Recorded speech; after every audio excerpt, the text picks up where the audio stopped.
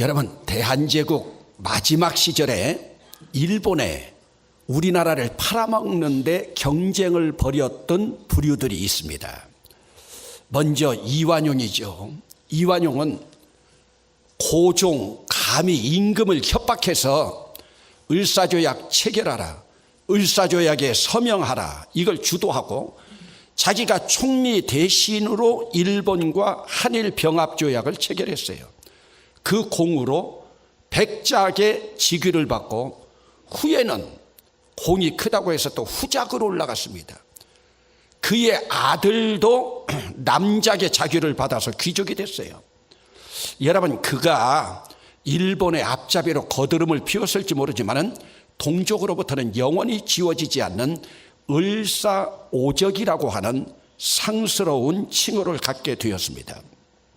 또 다른 인물이 있습니다. 그는 이완용과 당대의 사람입니다. 1886년 일본에 망명해가 있던 우리나라의 개화파 선두주자였던 김옥균을 암살해 달라고 하는 지령을 받았던 인물입니다. 1907년 대한제국의 관리로 있으면서 이완용과 함께 고종 퇴위 운동에 앞장섰어요. 그는 한일 합방의 공로를 인정받아서 자작이라 하는 귀족의 칭호를 받았고 후에는 백작까지 올라갔습니다. 어찌 보면 이완용보다 더 올라간 거예요.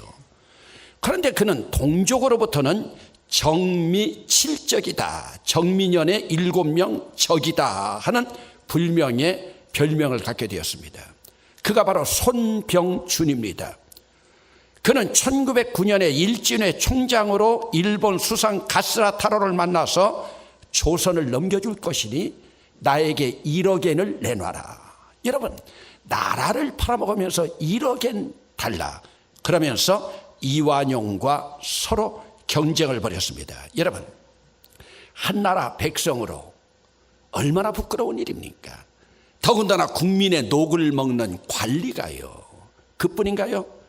일본의 앞잡이가 되어서 동족의 등을 치고 동족의 피를 빨아먹던 악독 친일파 모습을 바라볼 때 동족으로서 부끄럽기 짝이 없습니다. 그런데 어느 나라나 그런 인물들이 있는 것 같아요. 여러분, 유대인들 가운데서도 이런 부류의 사람들이 있었어요. 학자들은 그들을 일으켜서 헤롯단이라고 합니다.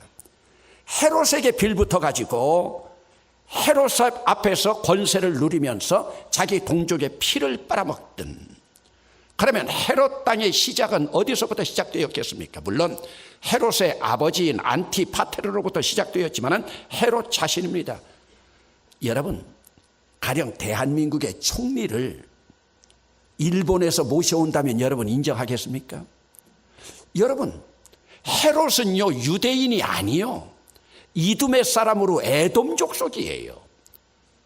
그런데 자기가 할례를 받고 유대교로 개종하면서 그가 유대의 분봉왕이 됩니다. 여러분, 헤롯은 교회사적으로 성경적으로 바라보면 악질이지만은 일반 사회 입장에서 바라볼 때 그는 대왕이라고 불러요. 33년을 통치했던 처세술이 얼마나 대단했는지 모릅니다.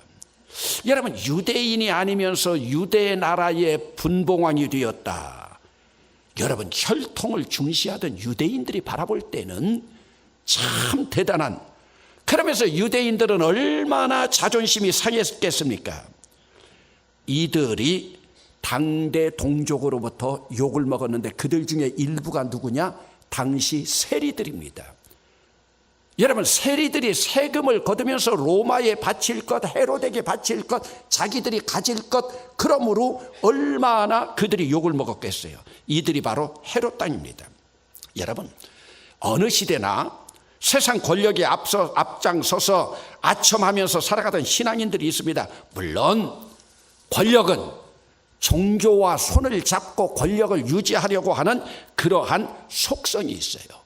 여러분, 우리 고려시대 보세요. 불교가 최고의 전성기를 이루던 시절이에요. 그러다 보니까 이 당시에는 승려들이 최고였습니다. 승려들이 왕의 자문 역할을 감당해 나가면서, 그래서 그들이 권력과 부로 축적한 재산 얼마나 많습니까? 지금 대한민국 최고 좋은 산속에 있는 명당은 절이 다 차지하고 있지 않습니까? 그러면서 지금까지도 수입을 얻고 있고요. 여러분, 세계 역사에서 천주교도 마찬가지입니다. 여러분, 중세기는 신정일치 기간이었기 때문에 황제와 감독들이 결탁을 해서 수많은 재산을 민중들로부터 착취를 했어요. 여러분, 그러면 기독교가 이렇게 타락한 원인이 무엇입니까? 언제부터 기독교가 이렇게 타락되었습니까? 참으로 아이러니하게도 기독교의 박해가 사라지기 시작하면서부터 기독교가 타락해지기 시작했습니다. 아니 여러분, 기독교 박해를 받을 때 박해받지 않으려고 몸부림을 쳤는데 결국은 박해받지 않으니까 타락하더라고요. 여러분, 기독교가 광야로 나갔을 때, 빈들로 나갔을 때, 기독교가 카타콤이라고 하는 지하 공동 묘지로 나갔을 때 신앙적으로 순수했습니다. 여러분, 그런데 기독교가 박해를 떠나서 세상 광명으로 나오니 기독교가 타락의 길을 걸어간 거예요. 얼마나 여러분 아이러니합니까? 그러면 그때가 언제입니까? 여러분, AD 313년에 콘스탄틴 황제가 자기 어머니의 영향을 받아서 기독교를 공인합니다. 이제는 지하 동굴에서 다 나와라. 이것이 바로 밀라노 칙령입니다. 그러다가 325년 니케아 회의에서 삼위일체론을 확정하고 380년에 데오디시우스 황제 때에 기독교를 국교로 만듭니다. 이제 기독교를 믿지 않으면 공무원에 취업도 못해요. 국교가 되었으니까 얼마나 대단합니까? 그런데 여러분, 이때부터 기독교가 타락의 길을 걸어가는 거예요. 그러면 왜 기독교가 타락의 길을 걸어갔을까요? 기독교가 공인되기 시작하면서부터 교회 회의를 누가 소집하느냐? 황제가 소집합니다. 황제가 교회 회의를 소집하고 황제가 주재를 하니까 그 회의에 참석하는 사람의 숫자도 황제가 정하는 거예요. 여러분, 니케아 회의, 칼케톤 회의, 에베소 회의, 콘스탄티노폴리스 회의, 모든 공의회 소집자가 황제예요. 참석자도 황제가 정하는 거예요. 그러다 보니까 여러분, 황제가 감독을 임명합니다. 그러니 그 안에서 얼마나 아첨하고 아부하는 사람들, 뇌물이 많이 있었겠습니까? 그러다 보니 여러분, 기독교가 어떻게 됐어요? 타락의 길로 걸어가죠. 이때 뜻 있는 구도자들이 광야로 나갑니다. 이것을 역사학자들은 이때는 광야라고 많이 하지 않고 사막으로 나갑니다. 일반적으로 수도원 운동을 벌인 기원 후에 사막으로 나갔던 사람들의 모습입니다. 그러면서 이들이 나가서 구도자의 길, 수도사의 길을 걸어갑니다. 그러면서 또 그들이 나가보다 보니까 그들이 모여서 수도원이 생기면서 경건운동이 일어납니다. 근데 문제는 이때 세속에서는 경건한 자를 찾을 수가 없으니 황제들이 사막으로 나갑니다. 그래서 사막에서 수도하고 있는 자들을 뽑아다가 감독으로 임명합니다. 여기서 진짜 배기로 경건파들은요, 황제가 불러도 나가지 않았습니다. 쿰난 공동체처럼 그들은 끝까지 신앙을 지키면서 사막에 살았습니다. 그러다 보니 경건의 모양도 없는 왕들이 그들을 앞세워서 신앙운동을 정치적으로 벌입니다. 그 감독들이나 수도원장들이 권세를 휘두르면서 이들 가운데 대부분이 어용 기독교 지도자들이 됩니다. 여러분, 이들이 권력과 얽혀서 권력의 하수인들로 변질되기 시작하면서 지방 지주들과 힘을 합쳐서 권세를 누리고 부를 즐기게 됩니다. 여러분, 이 시기를 일반적으로 꼭 구별한다면 서로마 제국은 중세 암흑기로, 그리고 동로마 제국은 비잔틴 시대로 접어들어가게 되는 겁니다. 그러면 여러분, 중세 암흑기를 일반적으로 천년이라고 보고 이때를 하나님의 침묵기라고 봅니다.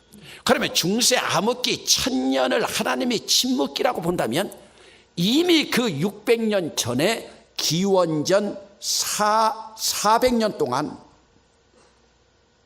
신구약 중간사 하나님의 침묵기가 또 것도 있었던 것이죠. 그러니 신앙의 지도자들이 기독교가 공인된 다음에 사막으로 나갔던 그 사람들의 전신이 어찌 보면 신구약 중간사에 광야로 나갔던 쿰란 공동체 에세네파들이 아닌가 하는 생각을 해봅니다. 그래서 그들이 수도원 운동의 전신이 됩니다. 여러분, 지난주에도 설교했지만 이들은 광야에 나가서 철저하게 야성을 지닌 자들이었습니다. 그래서 우리가 이들을 부를 때 유대교 정통파라고 합니다. 정통파라고 하는 것은 좋은 의미예요. 그들은 율법만을 준수하면서 메시아 오시기를 기다렸어요. 여러분, 이때 쿰란 공동체의 남녀 평균 수명이 얼마쯤인 줄 압니까? 남자 나이가 30살, 여자 나이가 25살. 여러분, 동굴로 나가서 고생하니까 어떻게 살아가겠습니까?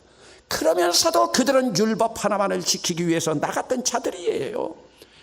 여러분, 오늘 우리는 기독교 교리의 신앙을 지키기 위해서, 정통성을 지키기 위해서 이들만큼 몸부림치고 있는가? 그러면 이제 또 한편에서는, 그러면 목사님, 우리가 현실에 살면서 기독교 신앙의 정통만을 주장해야 되는가? 아니, 이렇게 살기 좋은 세상에서 현실과 적당하게 타협하면서 적당히 안주하고 권력과 결탁하고 살아가면 되지 않습니까? 여러분, 사실 이때도 율법을 중시 여기지만은 현실과 타협하면서 권력을 누리던 사람들이 있어요. 권력만 누릴 수 있다면 누구랑도 손을 잡을 수 있었던 사람들이 사두개파입니다.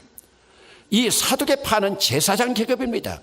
권력을 가지고 기득권을 누리면서 현실에 타협하며 살아가는 그룹들인데 이들을 보수주의자라고 합니다. 그러면서 이들은 보수적인 지배계급인 제사장, 지주, 부자, 상인들로 이루어지면서 당대의 권력을 중심으로 모인 유력자들입니다. 여러분, 사두개가 어디서부터 나왔다고 그랬어요? 사독계열에서부터 나왔습니다. 그러면서 이들은 마카비 시대인 주전 2세기부터 AD 70년까지 세력을 확장하다가 AD 70년이 되고서는 이들 세력이 다 사라져버립니다. 왜요? AD 70년에는 나중에 로마 황제가 되었던 디도 장군이 쳐들어왔을 때, 여러분, 헤롯 성전이라고 하는 예루살렘 성전이 파괴됐잖아요. 여러분, 제사장은요, 성전 파괴되면 할 일이 없어요. 그러니까 이때부터 사두개파는 이제 사라져버립니다. 왜? 예루살렘 성전이 무너졌으니까요. 그런데 여러분, 그러면서 세력이 바리새파로 넘어가는데, 사두개라고 하는 이름은 히브리어로 체테크에서 온 겁니다. 체테크라고 하는 단어는 공의, 의라는 단어예요. 그러므로 그들은 공의를 앞세우면서 나간 자들인데 과연 이름값을 감당했는가? 이름값을 감당하지 못했죠. 그래서 그들은 바리새파와 대립하면서 정치적인 그룹인데 권력을 위해서는 누구와도 손을 잡고 메시아를 죽이기 위해서는 자기들의 대적자들과도 손을 잡아서 결국은 예수 죽이는데 앞장서지 않습니까? 그래서 그들은 헤로드 왕의 친로마 정책을 따랐어요. 왜?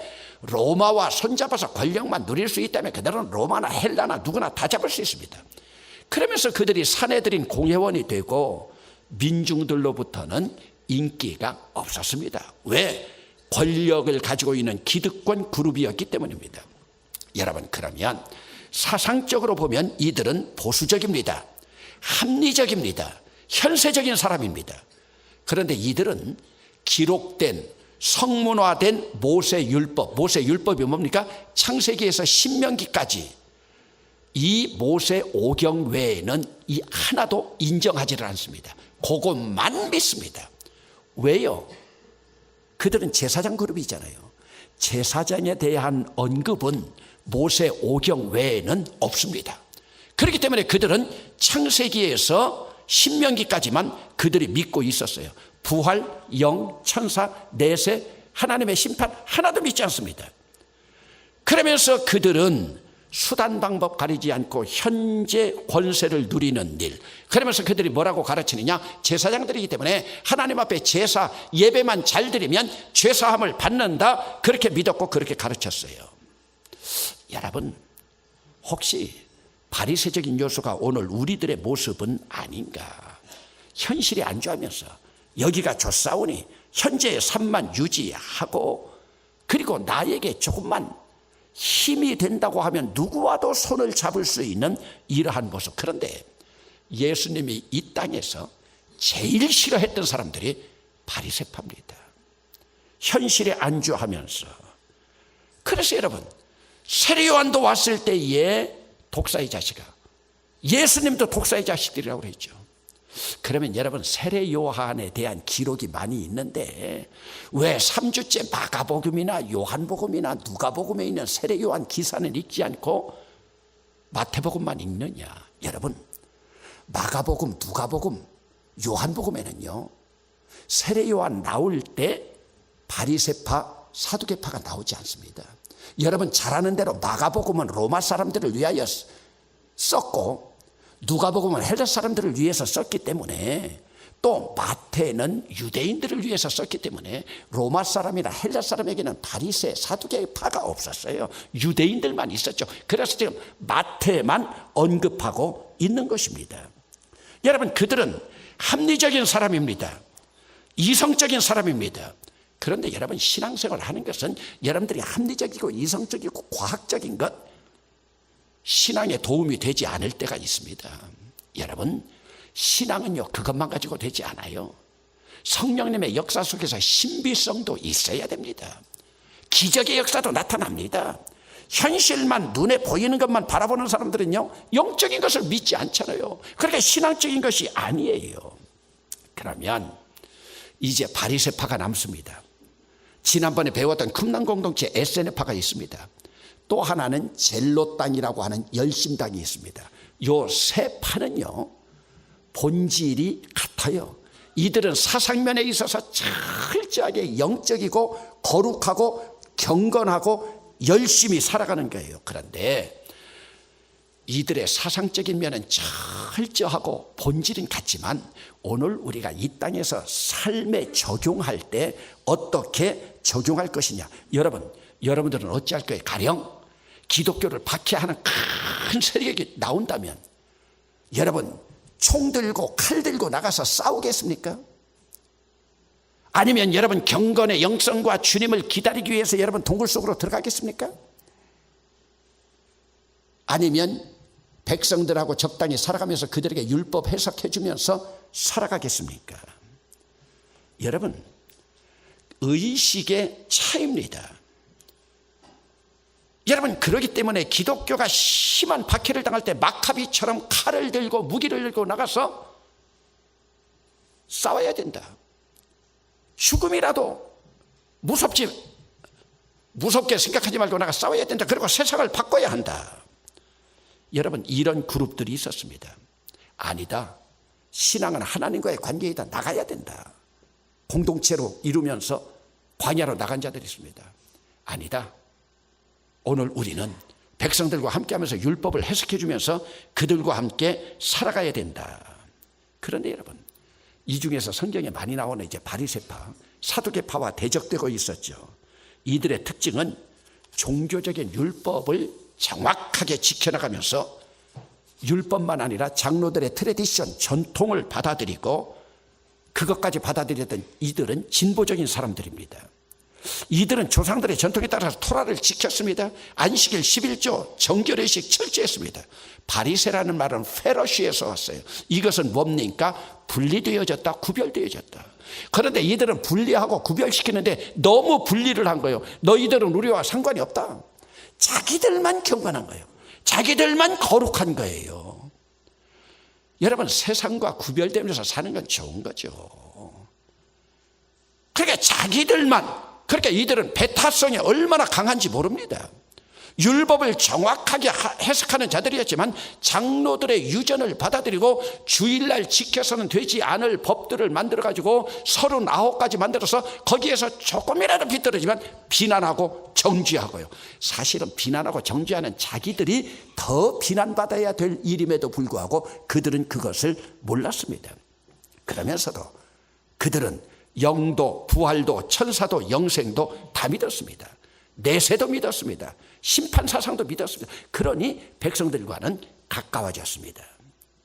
그러면 여러분, 이들 모두의 문제는 무엇인가? 이들은, 특별히 바리새파는 세상과 구별된 삶을 살기 위해서 영성을 그들이 인정하면서 영성으로 나갔지만은 자기들은 영성이지만 좋은 방향으로 변화되지 못하고 변질돼 나갔습니다. 여러분, 변질이라고 하는 단어는 좋은 것이 아닙니다. 소금을 뿌리지 않으면 썩고 타락의 길로 걸어가는 거예요. 바리새파가 그랬어요. 자기들만 경건한 하시딤의 모습이었어요. 여러분, 바리새파의 첫 출발이 얼마나 좋았는지 모릅니다. 세월이 흐르다 보니까 본질은 사라져버리고 형식과 외식만 남아있는 거예요. 그래서 예수님으로부터 비난받지 않습니까? 여러분, 이전에 우리 신학교 다닐 때 장신대 총장을 했던 대구 출신, 대구 오시면 꼭 우리 교회도 와서 예배드리죠. 서정훈 총장이 신학교 총장이 되고 나서 자기 제자들이 있는 교회를 쭉 돌아보고서요, 그 총장님이 하시는 말씀이에요. 한국 교회 목사들이, 한국 교회 장로들이 커먼 센스, 상식만 통해도 한국 교회에 부응하겠다. 왜? 상식이 통하지 않는 목사가 너무 많다는 거예요. 상식도 통하지 않는 장로들이 너무 많다는 거예요. 오늘날 여러분들도 한국 교회 보세요. 자기 기득권 위해서 교회야 죽건 말건 교회를 자식들에게 세습하는 지도자들. 여러분, 목사가 사례비도 받지 못하고 봉급도 받지 못하는 교회 자식들한테 물려줍니까? 그거 물려준다면 얼마나 거룩한 일이에요.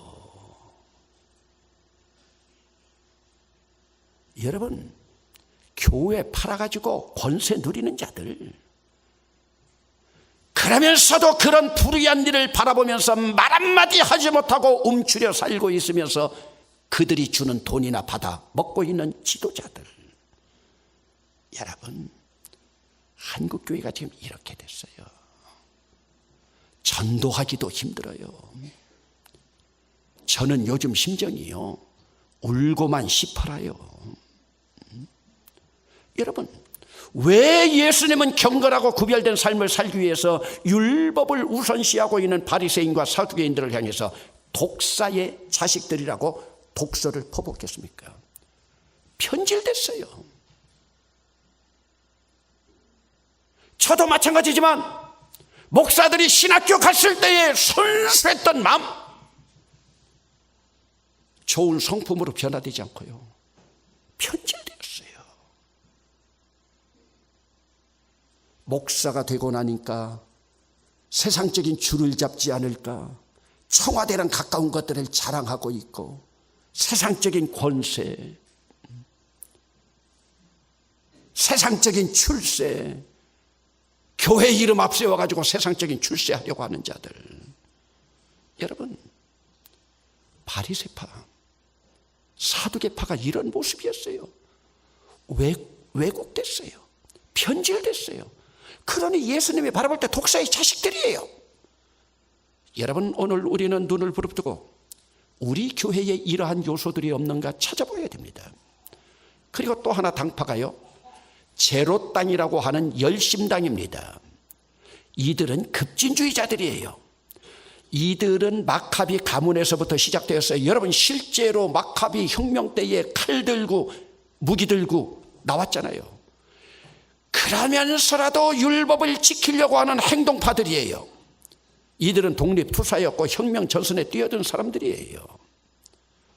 여러분, 예수님 제자들 가운데도 제로당, 열심당이 있잖아요. 누구예요? 베드로. 겟세마네 동산에서 예수님 기도하고 내려오는데 대제사장이 왔을 때에 제사장의 말을 끌고 온 종 이름이 뭐예요? 말고. 여러분, 칼을 들어가지고 오른쪽 귀 하나만 딱 자르는 거 쉬운 일 아니에요. 여러분, 할 수 있겠어요? 왜 그래요? 열심당이라 그래요. 그들은 칼잡이였어요. 이만큼 훈련을 받았어요.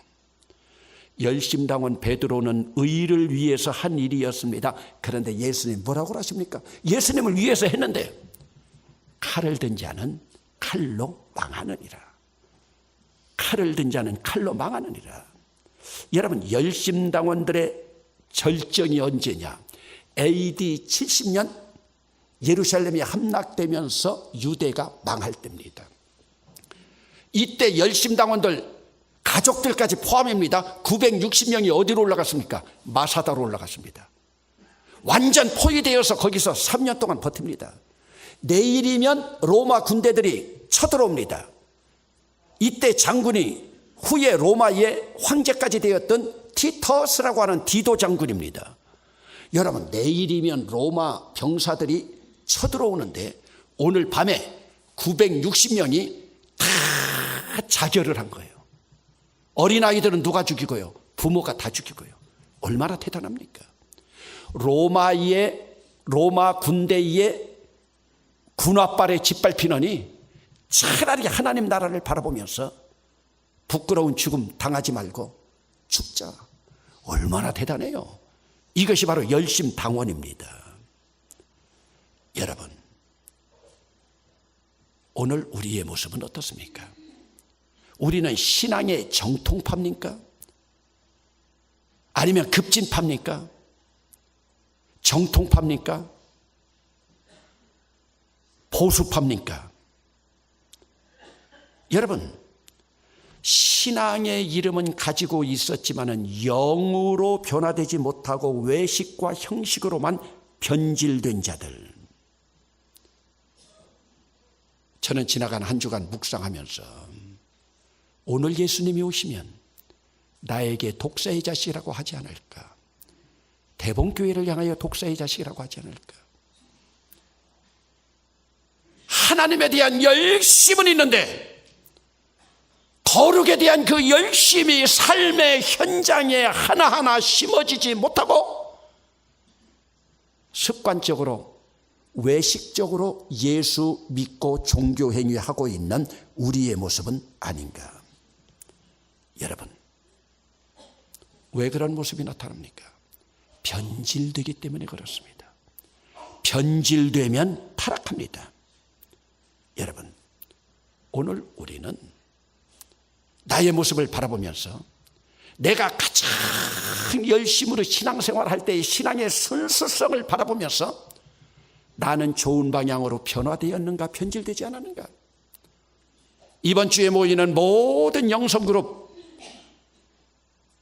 그리고 구역 아니면 두 부부지간이라도 혼자만이 아니라 나의 변질된 모습은 없을까? 아니, 신앙만도 아닙니다.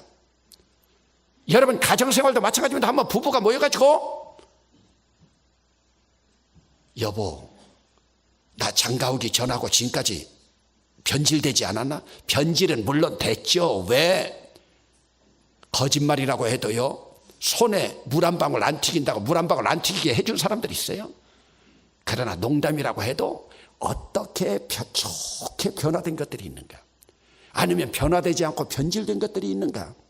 한번 여러분들이 여기까지 가야 말씀 냄새만 맡는 것이 아니라 맛까지 보는 거예요. 그러면 우리는 또다시 이 안에서 신앙의 순수성을 찾을 수 있는 거예요. 여러분, 오늘 나의 변질된 모습은 무엇일까? 바라보면서 아기 예수 오심을 기다리는 이 절기에 한번 우리의 신앙의 순수성을 다시 한번 회복하면 우리 주님이 좋아하실 것인데, 은혜로 그래도 변질된 모습 바꾸면서 길을 닦아 아기 예수 오심을 기다리는 귀한 우리 공동체가 되기를 주의 이름으로 축원합니다.